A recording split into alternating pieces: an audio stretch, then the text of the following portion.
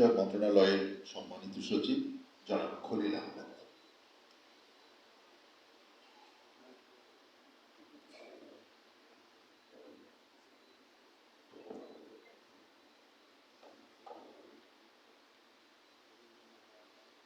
শুরুতেই সর্বকালের সর্বশ্রেষ্ঠ বাঙালি, স্বাধীন বাংলাদেশের মহান স্থপতি, জাতির পিতা বঙ্গবন্ধু শেখ মুজিবুর রহমান ৭১ ও ৭৫-এর শহীদদের প্রতি বিনম্র শ্রদ্ধা জানাচ্ছি।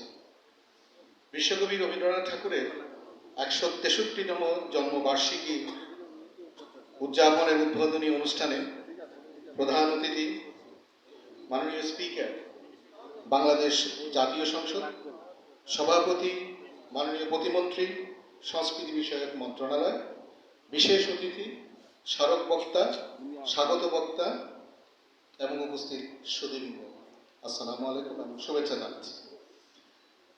বাংলা ভাষা ও মাতৃভূমিকে নিয়ে রবীন্দ্রনাথের ভাবনায় একদিকে দেশীয় জাতীয়তা, অপরদিকে ভাষাভিত্তিক বাঙালিত্বের চেতনার সমন্বয় ঘটেছে। প্রত্যক্ষ রাজনীতিতে যুক্ত না হলেও যে কোনো জাতীয় ও মানবিক সংকটে তাকে নিষ্ক্রিয় থাকতে দেখা যায়নি। তাকে ব্রিটিশদের দেওয়া নাইট উপাধি বর্জন করতে দেখা যায়। একটি বিশেষ প্রেক্ষাপটে গভীরতর মমত্ব ও বেদনাবোধ থেকে তিনি রচনা করেন আমার সোনার বাংলা, আমি তোমায় ভালোবাসি। সোনার বাংলার যে রূপ কবিগুরু এঁকেছিলেন তার মানস পথে, পরবর্তীকালে বঙ্গবন্ধুর রচনাসমূহে শব্দ, পদ, বাক্যে যেন তার অনুরণন ঘটেছে।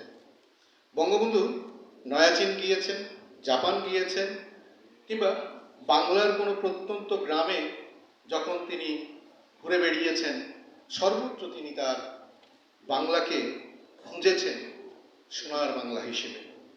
বাংলার নিসর্গ, ভূমির উর্বরতা, এই অঞ্চলের মানুষের মরমী চেতনার তথা মানবিক বোধের সমন্বিত যে রূপ কবিগুরুর মনে বাংলা, সোনার বাংলার পট তৈরি করেছিল, তার পটভূমিতেই অনেকটা সৃষ্টি করে গেছেন বাঙালি মনে তার সাহিত্যকর্মের মাধ্যমে।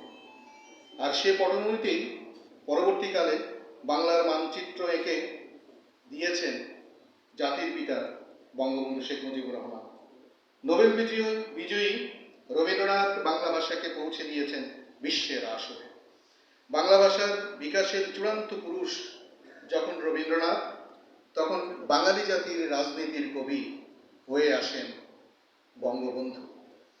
হাজার বছরের অপেক্ষা সে চূড়ান্ত নেতৃত্ব, যাকে খুঁজে নিতে হবে পূর্বসূরীদের পদচিহ্ন, এবং সে পথেই পৌঁছে যেতে হবে জাতির অভীষ্টে। বঙ্গবন্ধু প্রকৃতির নির্বাচিত সেই জাতির পিতা ছিলেন বলেই ইতিহাস শনাক্ত করতে ভুল করেননি। তাই বাঙালির মুক্তির গান হিসেবে বেছে নিয়েছিলেন 1905 সালে রবীন্দ্রনাথের সেই কবিতা আমার সোনার বাংলা, আমি তোমায় ভালোবাসি। রবীন্দ্রনাথ এখানে বাংলা ভাষার সমৃদ্ধি এবং বঙ্গবন্ধুর বাংলার স্বাধীনতার প্রতি। যে কোনো জাতীয় সংকটে কোনো সভ্য জাতি নিজের সাহিত্য এবং সংস্কৃতির মাঝেই সমাধান খুঁজে থাকে। তাই পাকিস্তানি শাসকদের চিন্তা ছিল বাংলা বর্ণমালাকে বদলে দেওয়া এবং রবীন্দ্র সাহিত্য নিষিদ্ধ করে বাঙালিকে সংস্কৃতি শূন্য করে দিতে পারলে শোষণের যে দীর্ঘ পথ তা মসৃণ হয়ে যেত। এসব ঐতিহাসিক ঘটনা আমাদের স্মরণ করিয়ে দেয় রবীন্দ্র সাহিত্য বাঙালি জীবনে কত গভীরভাবে প্রথিত।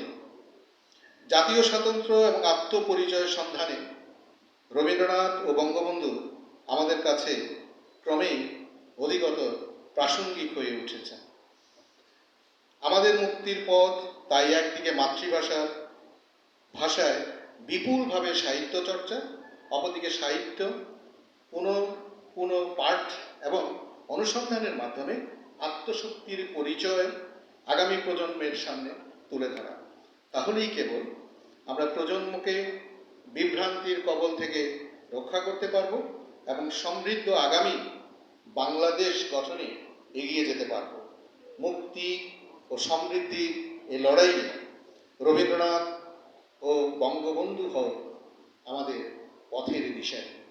জয় বাংলা, জয় বঙ্গবন্ধু, বাংলাদেশ চিরজীবী হোক। সকলকে ধন্যবাদ। সম্মানিত সচিব মহোদয়, আপনাকে অসংখ্য ধন্যবাদ। সুপ্রিয় সুধী, আমাদের মাঝে আজ আমরা আনন্দিত, আমাদের মাঝে উপস্থিত আছে প্রধান অতিথি হিসেবে